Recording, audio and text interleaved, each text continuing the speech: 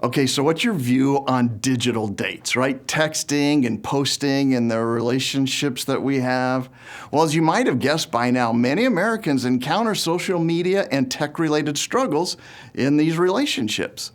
Are we too distracted? In fact, think about distracted love. In the U.S., of those who are married or in committed relationships, almost half, in fact 51%, more than half of married or committed partners say their partner is often or sometimes distracted by their cell phone while they're trying to have a conversation.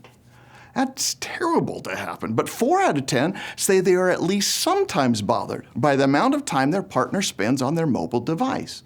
So while there's a lot of good communication that can occur, there are also some warning signs and things that you should be aware of.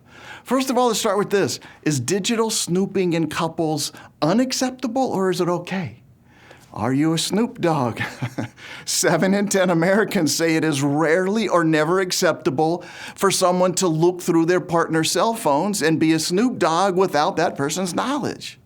Yet 34% of partnered adults say they have looked through their partner's cell phone without the other person's knowledge. And guess who does it more? Women, 42% versus men who said they've done this at 25%. Shame on you. Who would do this?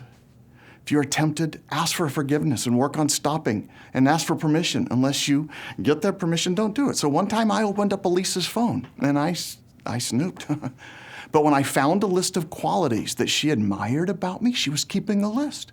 Things like I was kind and I was honest and I was trustworthy and I was sweet and I wasn't even nosy, she said. And I got this sick feeling that came over me and I knew immediately what I had to do.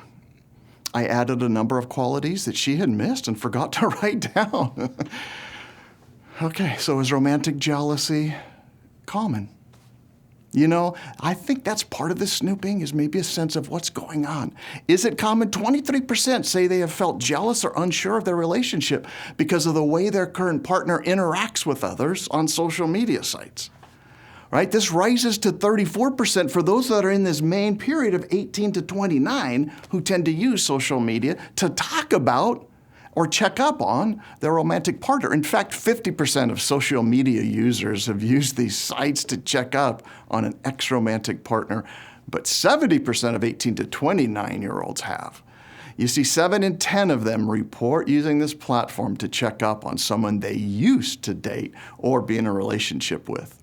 Of course, that share is a little bit lower and drops when you take into account their age, and if they're between 30 and 49, it falls sharply. And after age 50, most of them don't use this. However, I think if you're tempted to do this, use this temptation as information to your soul. What is it about you that you really want or need from that moment? What is it that you're worried about? And then ask permission. Talk about your feelings of jealousy. Talk to your spouse or partner about this. Process these trust issues, and then resist the urge to snoop.